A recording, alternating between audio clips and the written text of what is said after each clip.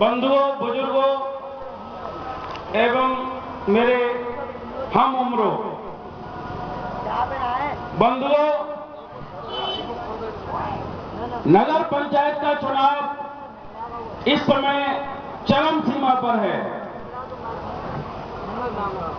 सभी प्रत्याशी एड़ी चोटी का जोर लगा रहे हैं।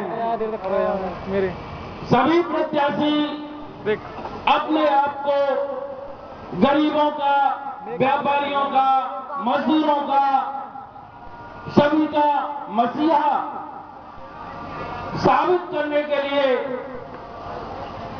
कोई ना कोई बहाना ढूंढ रहे हैं।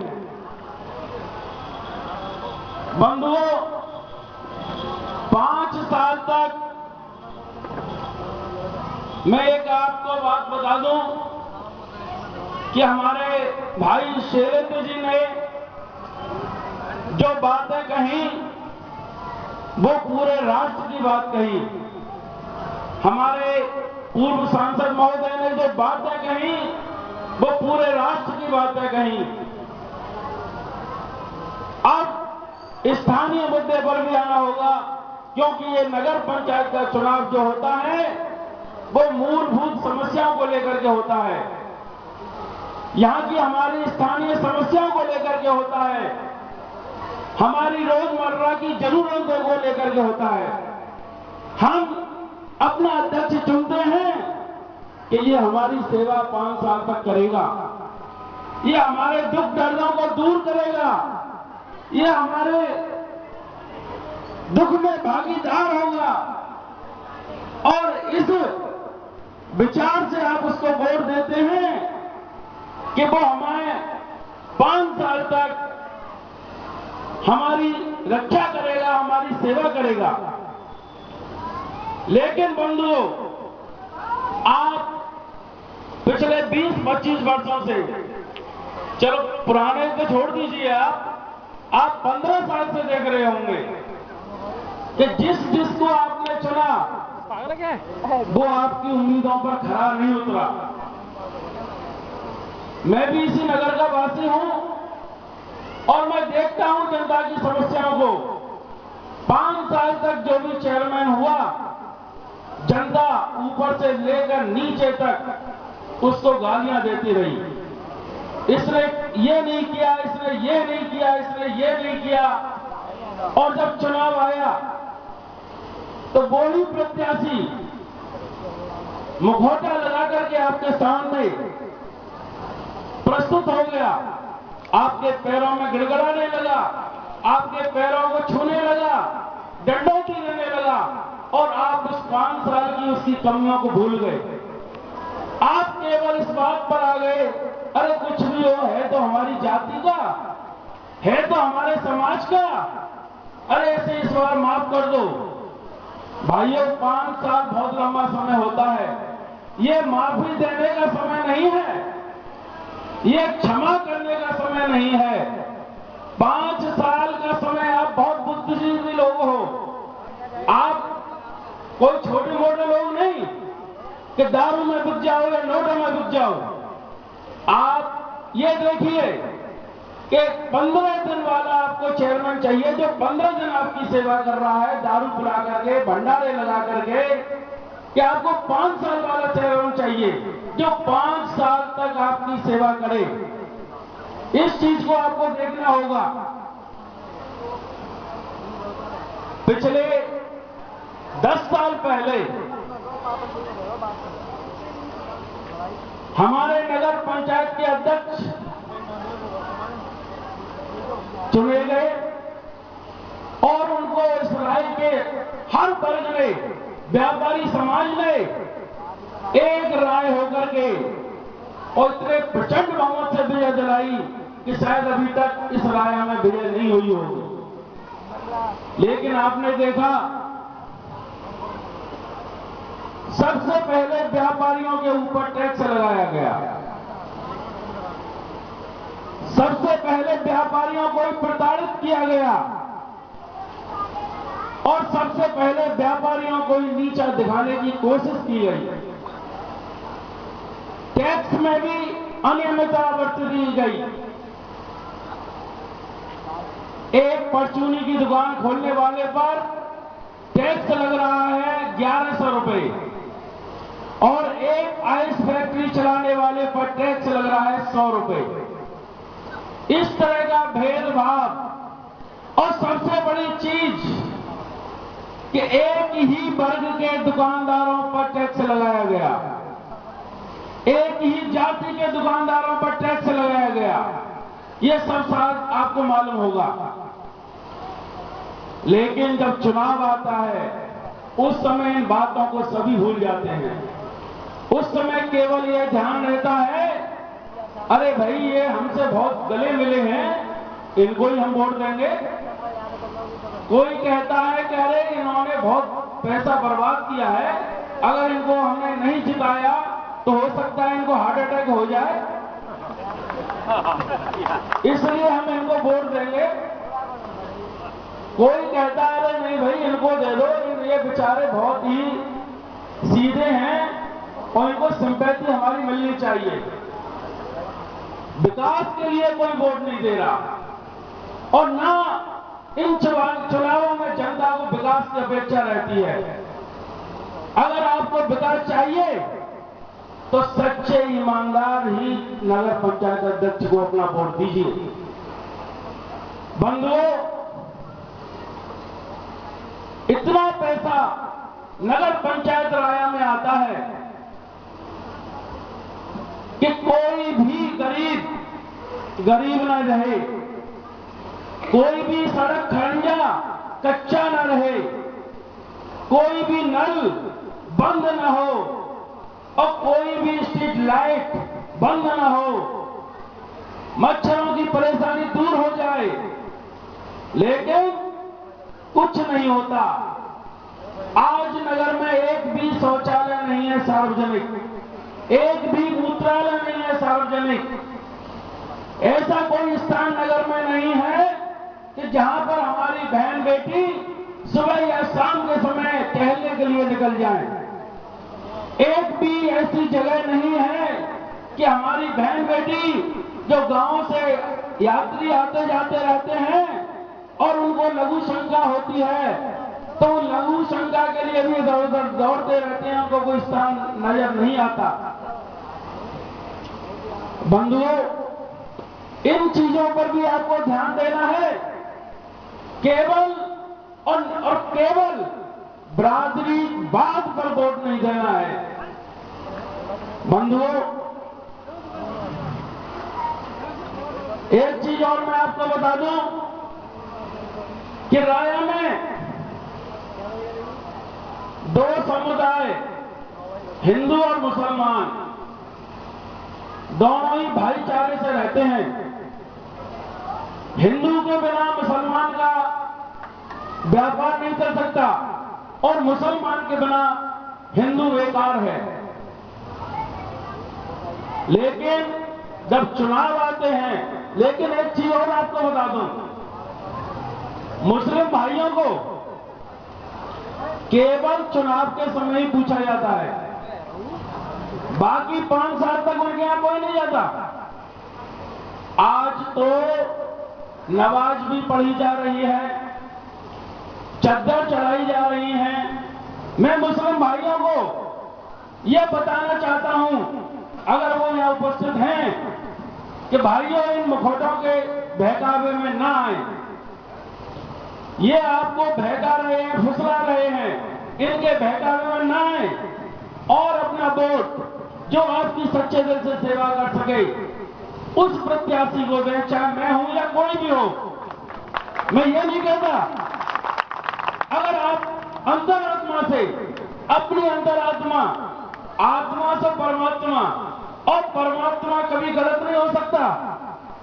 परमात्मा, अगर आप अपनी आत्मा दिल पर हाथ रखकर आज ईमानदारी से वोट दें तो मैं कहता हूं राय के विकास को कोई रोक नहीं सकता। बंधुओं, क्या कोई प्रत्याशी, आपने एक चीज और नहीं होगी, केवल और केवल मुस्लिम मतदाता का को ही बदलाया जा रहा है। क्या कोई प्रत्याशी प्रत्याशी इतने जोर शोर से किसी मंदिर में पूजा करने गया? नहीं गया।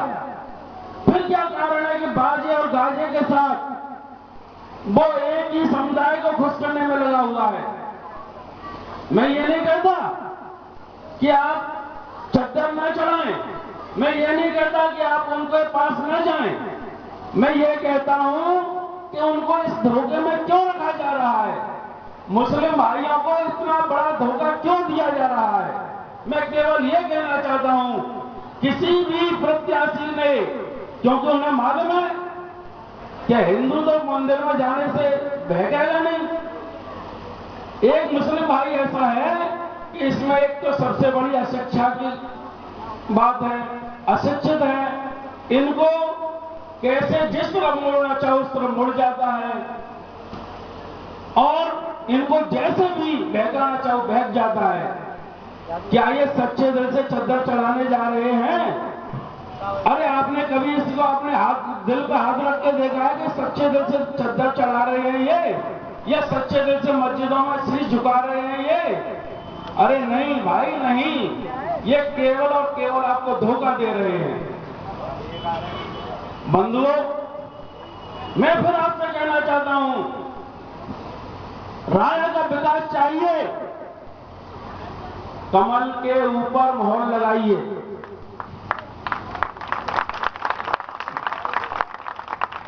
कुछ लोग मेरे पास खबर पहुंचती रहती हैं, भड़काते रहते हैं मुस्लिम समाज में जाकर के कि राकेश बंसल तो तुम्हारा बहुत बड़ा दुश्मन है। एक भी मुस्लिम भाई यहां खड़े हों तो मंच पर आकर के कह दें कि राकेश बंसल ने यहां पर मुस्लिम समाज का विरोध किया है। कभी मुस्लिम समाज के प्रति अपशब्द कहा हो, एक भी मुस्लिम भाई यहां खड़ा हो तो मंच पर आकर कह सकता है। मैंने हिंदू धर्म में जन्म लिया और मैं हिंदू हूं, यह कहने में मुझे कोई गुरेज नहीं है, कोई परहेज नहीं। हां, मैं हिंदू घर में जन्म लिया, मैं हिंदू हूं, लेकिन दूसरे संप्रदाय, दूसरे धर्म का भी मैं सम्मान करता हूं, मैं उसका अनादर नहीं करता। लेकिन केवल वोटों की खातिर मैं झूठ बोल करके और उनको बहकाने का प्रयास नहीं करूंगा। बंधुओं, राया का विकास ईमानदारी से होगा, राया का विकास कर्मठता से होगा, और राया का विकास हिम्मत से होगा। क्या आपने कभी अपनी अंतरात्मा में, आज सभी प्रत्याशी अपने आप को समाज सेवी लिखना बड़ा आसान है। आज चाहे डकैती डाल रहा हो, नंबर 2 के धंधे कर रहा हो, चोरी डकैती का माल खरीद रहा हो, काले तेल का व्यवहार कर रहा हो, समाज से भी पहले लिख जाता है उसके आगे। अरे वो चोर बदमाशों की समाज सेवा कर रहा है कि आपकी सेवा कर रहा है? बंधुओं, समाज सेवी लिखने से समाज सेवी नहीं हो जाते, समाज सेवा करनी पड़ती है और उसी से समाज सेवी कहलाने का हक होता है। आज प्रत्याशी बच्चों में शराब बंटवा रहे हैं, क्या आप इनको समाज सेवी मानते हो? आज प्रत्याशी घर घर जाकर के उनके एजेंट लगे हुए हैं और मोहल्ले के जो मुड्ढ होते हैं उनके पास जाते हैं, उनसे कहते हैं कि भैया बताओ, अपनी बोली बताइए, क्या क्या जरूरत है, कितना पैसा किसको देना है, बताओ। ये लोग चालू हो गए। अभी मेरे संज्ञान में आया, मैं मुस्लिम समाज को बता देना चाहता हूं, सुन लीजिए, मेरे संज्ञान में आया है, एक प्रत्याशी ने, मुझे बड़ा दुख होता है, आज कुछ झूठे मतदारों के कारण पूरा समुदाय बदनाम हो रहा है। कुछ ठेकेदार पूरे समाज को बिकाऊ बनाए हुए हैं। अभी मेरे संज्ञान में आया है 75 वोटों का एक ठेकेदार एक उम्मीदवार के पास जाता है, मोहल्ले का ही है, मुस्लिम समाज का, एक उम्मीदवार के पास जाता है और 1.5 लाख रुपए में सौदा हुआ है उसका। कितने शर्म की बात है, एक ठेकेदार ने पूरे समाज को बदनाम कर दिया। आज इधर की साइड में देखिए आप, बच्चे बच्चे की जुबान पर है कि मुस्लिम समुदाय बिकाऊ है, मुस्लिम समुदाय बिकाऊ है। अरे मैं बुजुर्गों से फिर मैं निवेदन करना चाहता हूं, मुस्लिम समाज के बुजुर्गों से, युवाओं से, इस लांछन को अपने ऊपर न लगने दें और जो आपको खरीदने की कोशिश करे उसको बिल्कुल दो टूक जवाब दे दें कि तू हमारे ईमान को नहीं खरीद सकता, हम अपना ईमान नहीं बेचेंगे। एक और हमारे हिंदुओं में जातियां हैं, एक हमारा समाज है जाटव समाज, उसके ऊपर भी उंगली उठाई जा रही है। कुछ प्रत्याशी कह रहे हैं उसको तो हम खरीद लेंगे। एक हमारी जाति है हावड़ा जाति, उन बेचारों को तो दारू के पौवों पर खरीदने का विचार बना चुके हैं। एक हमारे हरिजन भाई हैं, उनके लिए भी ये विचार है कि इनको भी पौवों पर खरीद लेंगे। कितनी नीची सोच है इनकी, क्या ये समाज सेवा करेंगे? बंधुओं, क्या किसी प्रत्याशी ने किसी गरीब की आवाज ऊपर उठाने का भरोसा दिलाया? क्या कोई प्रत्याशी समाज की सेवा के लिए समाज के साथ खड़ा हुआ? आज सबसे बड़ी समस्या मैं देख रहा हूं, एक हफ्ते से बिजली की बहुत बड़ी समस्या चल रही है। बिजली मात्र 5 या 6 घंटे आ रही है, ज्यादा हो जाता है 7 घंटे आ रही है। किसी भी प्रत्याशी ने बिजली की समस्या के लिए कोई कदम नहीं उठाया। मुझे मालूम है कोई प्रत्याशी को इस समस्या से कोई लेन देन नहीं। अब तो भैया नोट लो और वोट दो, बस ये राजनीति चल रही है। 4-5 दिन शेष हैं, माताओं बहनों से भी, वो भी हमारी समाज की आधी हिस्सेदारी है। मैं सभी से अनुरोध करूंगा, माता बहनों से भी आप सलाह मशवरा किया करें कि वोट हमको किसको देना है। बिना उनकी भागीदारी के कोई चेयरमैन का उम्मीदवार नहीं हो सकता। मैं आपको विश्वास दिलाता हूं, यदि आपका आशीर्वाद मुझे मिलता है, चाहे मुझे जेल जाना पड़े, चाहे मुझे सड़क पर लेटना पड़े और चाहे मुझे किसी भी हद तक जाना पड़े, मैं बिजली की समस्या आपके लिए बिल्कुल खत्म करा दूंगा। मैं भी आपको विश्वास दिलाता हूं। बंधुओं, कम से कम 20 घंटे बिजली का वादा मैं आपसे करता हूं। ये राज्य सरकार का मामला है, लेकिन इस हक के लिए हम लड़ेंगे, हम सड़क पर लेटेंगे, हम आंदोलन करेंगे और हम जेल भी जाएंगे। आज माता बहनें गैस से परेशान हैं, गैस नहीं मिलती। मैं वायदा दिलाता हूं कि जिस दिन उनका नंबर आएगा बुकिंग का, 2 दिन के अंदर अगर सिलेंडर नहीं मिलेगा तो आप मुझे याद कर लीजिए, एजेंसी पर ताला डलवा दूंगा। बंधुओं, सफाई सुबह और शाम आपको सफाई मिलेगी, ये वादा करता हूं। कस्बे का एक भी नल खराब नहीं मिलेगा आपको, एक भी स्ट्रीट लाइट बंद नहीं मिलेगी आपको। हर खंभे पर लाइट मिलेगी और वो भी जलती नहीं मिलेगी रात में। गली मोहल्लों में क्या खंभे नहीं और खंभे लगवाऊंगा, ये झूठा वादा नहीं है मेरा, ये मेरी आत्मा की आवाज है और मैं झूठे वादे नहीं करता। मैं बिल्कुल ईमानदारी से और सच और केवल सच कह रहा हूं कि जो वादे मैं आपसे कर रहा हूं मैं पूरे करूंगा। इन्हीं बातों को कहते हुए मुझे आपसे केवल इतना ही कहना है,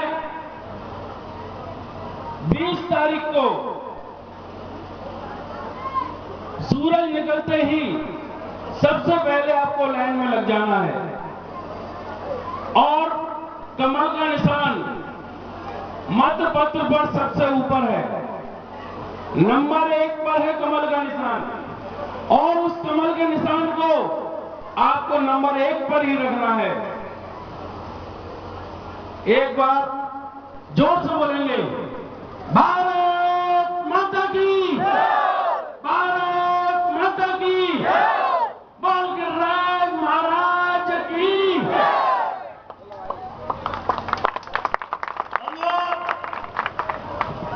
माननीय राकेश जी बंसल ने